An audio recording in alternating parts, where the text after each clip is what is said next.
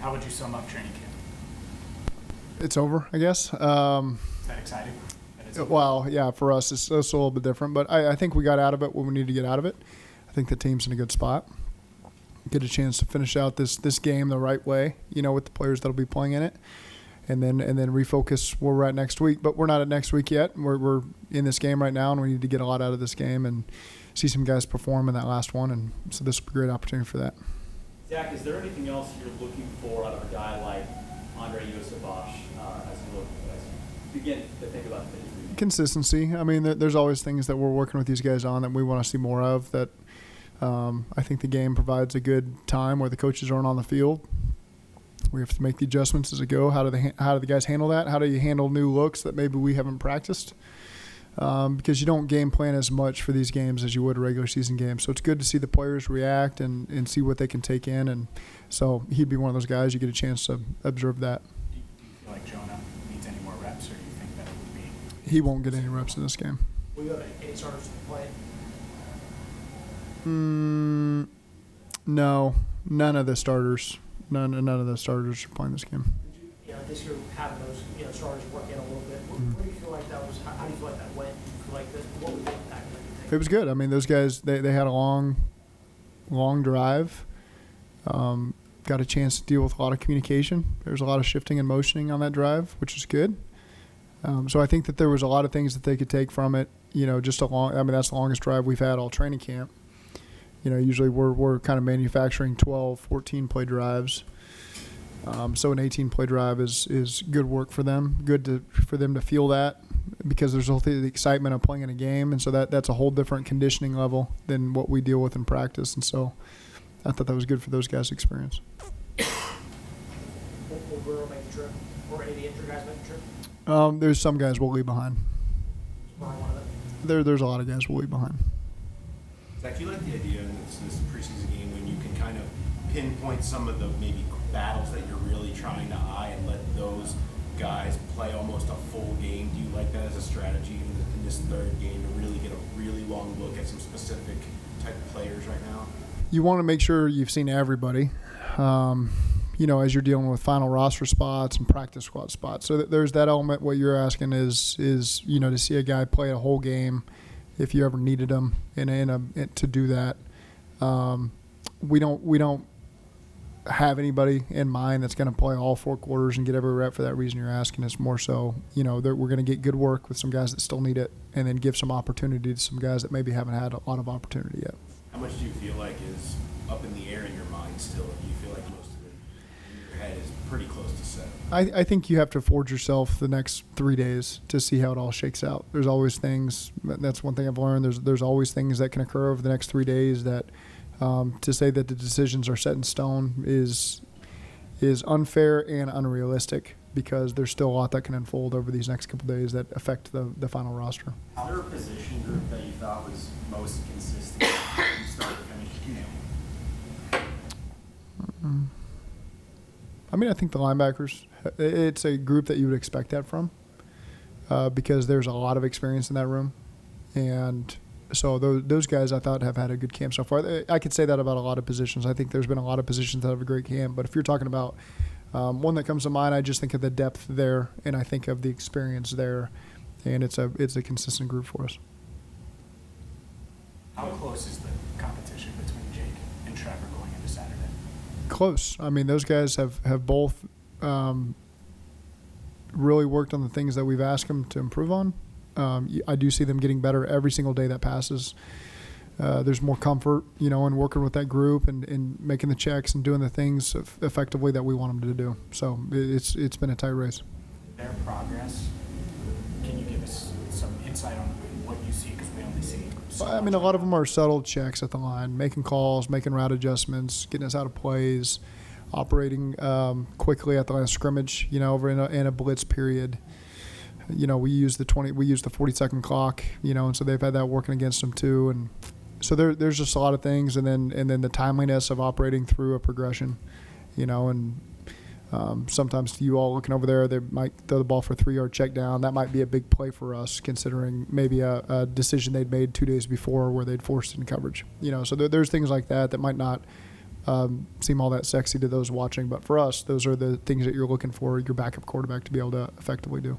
Zach, there's so much focus on trying to compete for the 53-man roster, but in your mind and the rest of your coaching staff, what about the practice squad? These guys competing for, maybe one of those 16 Yep. spots? I mean, that's what we factor in all of it. It's not just the 53, it's the 16-man practice squad. And so, again, that can sometimes be a little more in the players' hands on whether they're accepting that or not. But, again, that's all taken into consideration with these final practices and this final game. Absolutely, that those spots are talked about quite a bit. Looks like Cheeto increases his activity every day. I mean, does he look as good as ever? He's looked as good as I think I would have hoped that he'd look at this point in camp. He's made a lot of plays on the football. He's done a good job just preparing mentally to put himself in a position to come out and play like this. And so I'm pleased with the plan that thing is all of a sudden like echoing at me. Pleased with the plan that Matt Summers and his crew had in place for Cheeto buying into it. And I think we've integrated him into practice the right way, and he's looked really good. With starters out and some minor injuries, it looks like the number of available corners on Saturday is limited. Is that going to be a little bit of a nerve-wracking situation? Yeah. Nerve-wracking? I don't know if it's nerve-wracking. It become stressful for Chuck and Lou and those guys. But, that's an area, we're not real deep right now with guys who have been injured. So it can be stressful for those guys in game. He's been out for a while. What's he dealing with? What's his timeline? It's been a hamstring, and so just dealing with the hamstring. Timeline's hard to say. A guy like Mitch Wilcox just going back a couple of days ago, do you anticipate him playing Saturday? I do. We wanted to see how he got through these 2 days, and I think that he's looked as we had hoped in these 2 days. He's feeling really good. How much work we'll get him on Saturday, I'm not sure on that yet, but I think it'd be good. I think he's proven to us that he's in good shape and ready to go and mentally understands what we need out of him from a scheme standpoint, and has done a good job executing in the couple practices he's gotten so far. How would you evaluate Jackson Carmen's strength? I think, like a lot of guys, just continuing to improve and be consistent, and that's what we're asking of a lot of those linemen in that room. Is just show us the consistency and the continued improvement and understand the teaching. And so certainly there's a lot of guys in that mix that I think have done a good job taking the coaching and working to improve. Zach, how beneficial was last year going to the early regular season offensive struggles against Tennessee and other things? How beneficial was it? I know you guys figured that out in a lot of ways, but was that something that was good for this team to go through those struggles to kind of learn going forward how to adjust? Well, I think the biggest thing is what we learned from opening day is you gotta protect the football. We lost 5-0 in the turnover battle, and really missed 2 extra points basically. So those are the things that I took away number one from that. And so I think that's as you focus on what's important week one, those are critical things. It's just controlling the things that we can control and winning the turnover battle, and that's more what I took out of the early part of the season. Do you think that was overblown a little bit, the coverage and how teams were playing you differently? Anytime you don't have the lead, you're going to see a lot of those types of coverages. For Mitch Wilcox, the familiarity with him knowing the system, Yep. How beneficial is that when you evaluate his place in the 53 since we haven't seen it much? Well,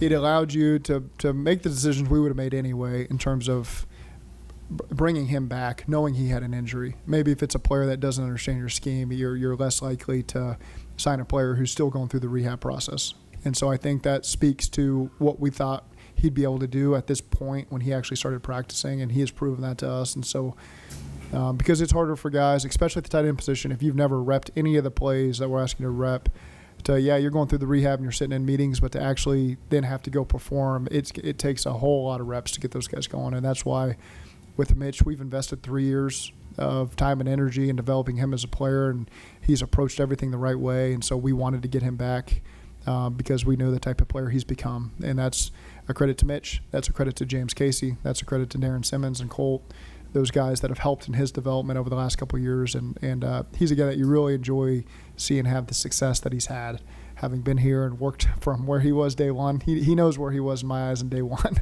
3 years ago, and to where he's worked up to. You're proud of a guy like that he's put in that work. How unique, Zach, is the tight end position for you evaluate and staff when you have so many different guys that bring different skill sets at that position? Yeah, it's you got to factor it all in, and that's the tight end is a Swiss Army knife. They got to be able to do a lot of different things, and usually they're not going to get a lot of credit for doing them. And so it's a room that those guys. I think they're proud to be a part of that room and all the things that are asked of them. And James does a great job instilling that in those guys. You're right. Some guys have different skill sets, and how we mix and match all that stuff is to be seen. As we get here through the next week. How has Drew Sample fit in that regard over the last couple Really of good. years? Yeah, Drew, really good. We got a lot of trust in Drew. One of the smartest guys you get on the team, and can fill a lot of roles for you that way. That again, not roles that get a lot of credit or are really noticed by all, but noticed by us. And Drew's always done a great job of that. How's Travion doing? Travion's doing good. I think Travion's continued to make good progress. What the timeline is, don't really have that for you, but I think that he's making good progress. He's in a good spot. So you don't anticipate him playing? I do not anticipate Travion playing on Saturday. Yeah. Have you seen enough from Charlie Jones? I think all the work that those guys will continue to work is good, and so we get another game to evaluate those guys, and I think that's important. Looking at the offense, is it a part of your philosophy to be willing to make big changes over a season or over the off season? And kind of why is that the case? I think I've been a part of plenty of teams where you go in thinking what your identity is going to be in the spring, and it evolves over training camp, or spring and training camp. You think one way, and then you get into the season, and something turns out to be much better than you anticipated, or worse than you anticipated. And so I think that we take a lot of pride in being willing to evolve where we need to. Sometimes it can be a stretch of opponents you play that maybe play a certain style. So it may appear that, oh man, they've really shifted, when really that's the mentality you have to play certain teams. And that's kind of happened in spurts over years. But I do think that we've been an offense particularly that's been willing to evolve after certain game stretches where maybe we're not as effective as we wanted to be. And so we need to make some changes to allow our guys to be more productive. And that's not something we ever shy away from if necessary. The coaches talk about just like the collaboration that goes on. Why is the group as a whole, and also listening, not what I mean? Yeah. Incorporating those voices. Kind of why does that work so well? Because I think we have a really special group of coaches, and you all may know all of them in great detail, and some of them you may not. But I really think that it's you're going to look down the line and see the special things these guys have done. And so there's a lot of trust on my end to just let them go coach their guys and have ideas in their areas, and let's utilize them in games. And when you get suggestions in games, to pivot to those. It wouldn't be the case if you didn't trust all those guys. Part of it's we've been together forever. Part of it is they're here for a reason. They're really good coaches. And so, I've been on a lot of great staffs. I think this is a really, really special group of coaches as a whole. You asked specifically about the offense. I think on offense, it's top to bottom. There's a lot of depth there. Coach, I don't know how this happened, but it seems like ping pong has somehow become part of this team's identity. A couple of the guys led on about how you've been shaking things up in some team meetings. Why was that important for you? I think this was your brainchild.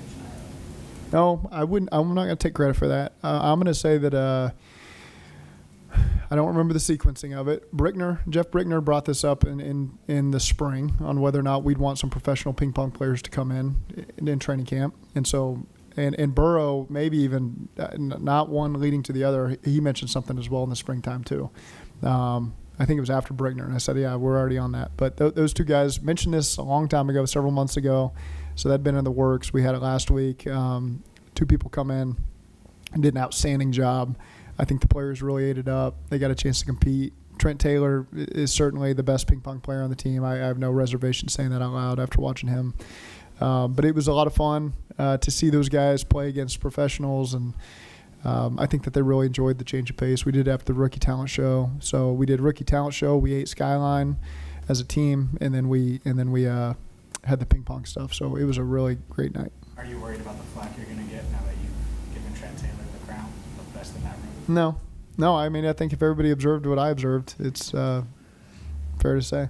Wilcox, number 2. I'm not ready to give Wilcox the number 2. There was enough evidence there. Yeah. I mean, I didn't see everybody play. I mean, just seeing Trent Taylor play against a real professional, I think it's hard to say somebody else would have that same performance. But Mitch left a little bit to be desired in my eyes. That won't get back to him. I'm sure that will. Yeah. Zach, Tyler Boyd claims he's number 2. Would you agree with that? I didn't see enough from TB. TB didn't play in front of the team 1-on-1 to 11 like Mitch and Trent did. A bunch of guys returned serves. TB did a good job returning serves. But I can't say that I have all the information to crown him number 2. I can just say I know Mitch isn't a runaway at number 2 by any stretch. I might have missed this, but I guess what was the reasoning for bringing them in? Just fun. Training camp's long. And so, we've done a couple different things over the course of the training camp to just try to change up the rhythm and change up the energy. And so one of the things we did during the team meeting, we canceled meetings. This was Tuesday night. For us, that's when when I walked in here and you said training camp's over, I was kind of surprised by that because for us, training camp really ended on Tuesday. Is when we closed camp, changed our schedule up, and night times meetings all shifted down to regular in-season times. And so Tuesday night really marked for us the end of training camp. So we canceled meetings and then brought in some entertainment. Monday. Was it Monday? Sunday and Monday. When did we practice? Sunday and Monday? Monday night. Tuesday was player day off.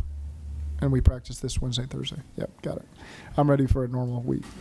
Any notable rookie show performance? All terrible. Shout out.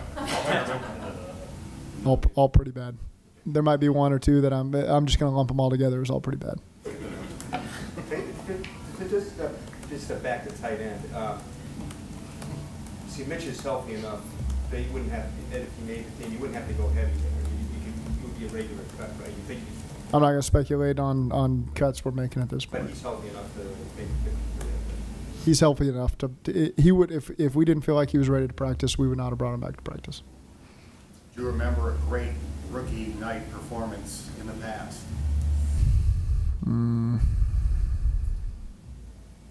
I mean, like knocked it out of the park. Not really.